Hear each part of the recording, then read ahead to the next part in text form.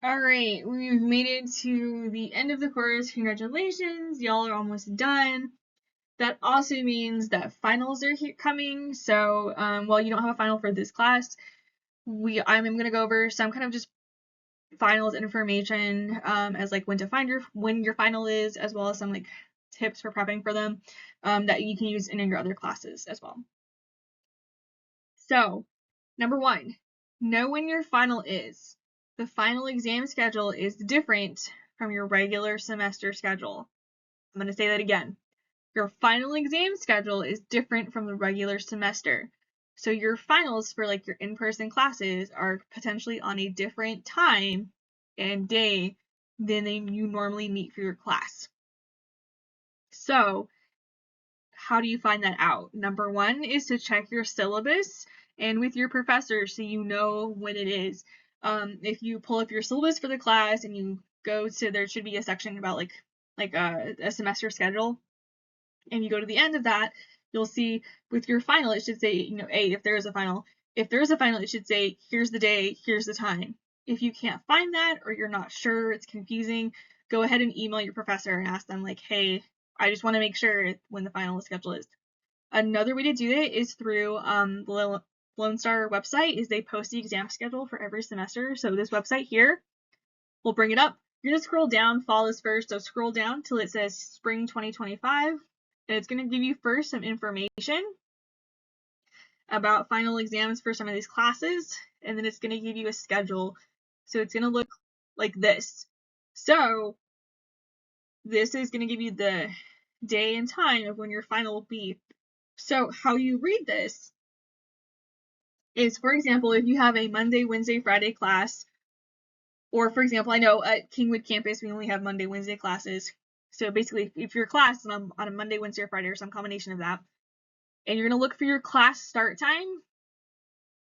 So for example, if my class starts at 9:30, it falls in this 9 to 9:59 a.m. window. So I'm going to go here. I'm going to go across, which means my final exam date will be May 7th from 9 to 10:50. So you can see that this exam actually starts earlier than my normal class time. So that's when I need to be there to take my final.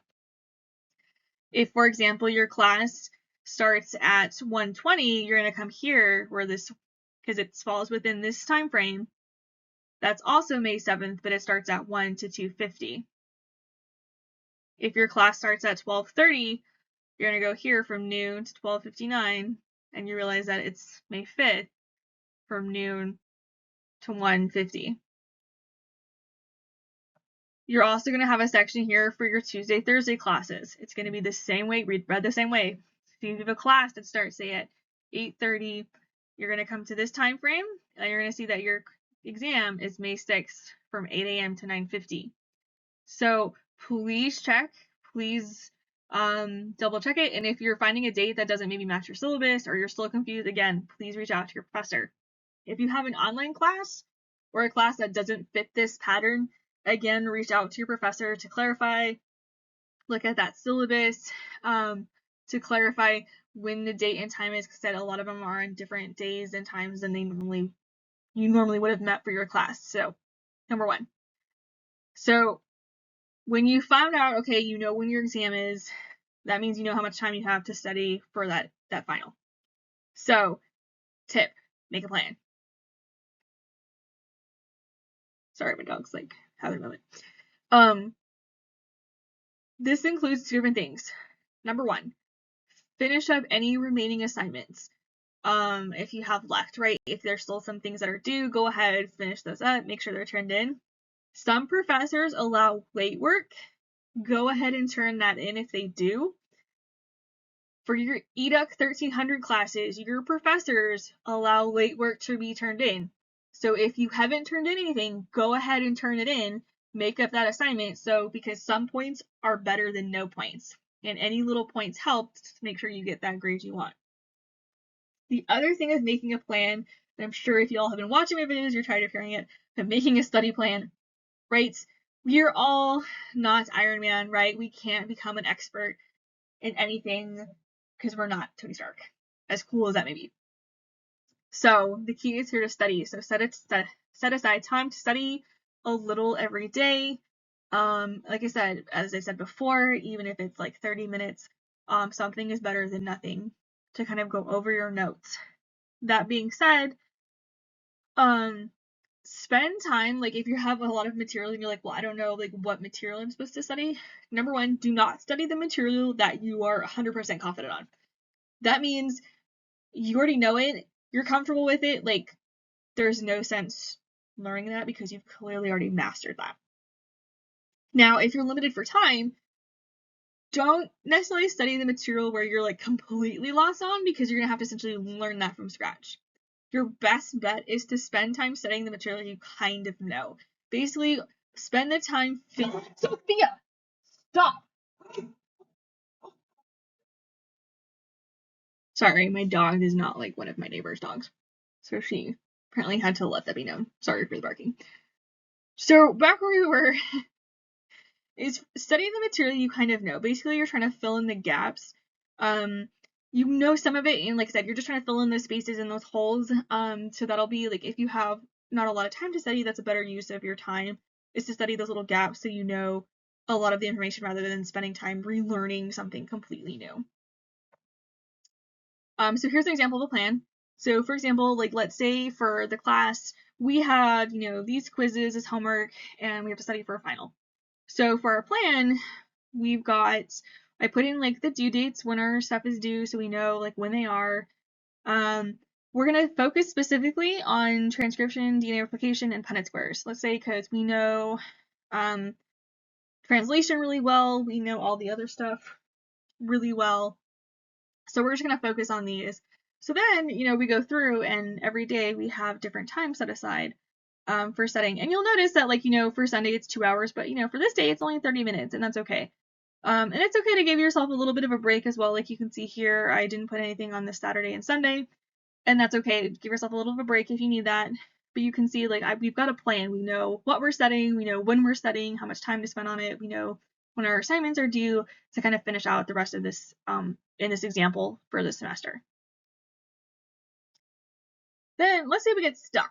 Let's say you're studying and you get to a point where you're like, I don't know, this doesn't make any sense. I'm still confused. That's okay. If you still have questions, reach out. This can be reaching out to your professor, asking them to clarify things. If you have a tutor in your class, reach out to a tutor. You can reach out to your classmates. You can form a study group, kind of get together to help each other out. You can also go to tutoring. So the last day for tutoring is May 7th. And this link here will give you the schedule of when tutoring is open and what subjects and when they're available, so you can come in and you can talk to them and get some help. And remember here, even Avengers get help, right? Like Kate Bishop wants to learn how to do the little coin flip that Hawkeye does, so if Avengers are comfortable reaching out for help, then you should be able to do that too. Figuring out the grade you can get. So basically, be realistic, determine kind of what grades you want in the class. Like, what grade do you need? Do you need an A? Do you need a B? Or are you perfectly fine with a C or a D? Whatever that is. That being said, be realistic about what's actually possible. If you have a C and you really want a B, is that possible with the number of points left in the class? Sometimes the answer is yes. Sometimes the answer is no. Like, can you go from like an F to an A in the last 2 weeks? No. Like, that's not possible. Can you go from an F to a D? Yeah, that may be possible depending on like what that F is. So kind of figure out what that is, be realistic, then spend time on the classes where you feel you need it. So if you're super comfortable with your English class, you have an A or a B in the class, and that's the grade you want, you're fine with it, then maybe don't spend as much time in that class. Spend that extra time studying for maybe like, say, physics. If you're like, I really want to do well in this, I have a C, but I really want a B, so spend that extra time studying physics instead of English, since you're kind of set with your English class, it's where you want it to be. Staying motivated. So number one, you're almost to the end. Think of that. Like, you only have so many more classes left. You're almost done. Break is coming, right? Summer break is almost here.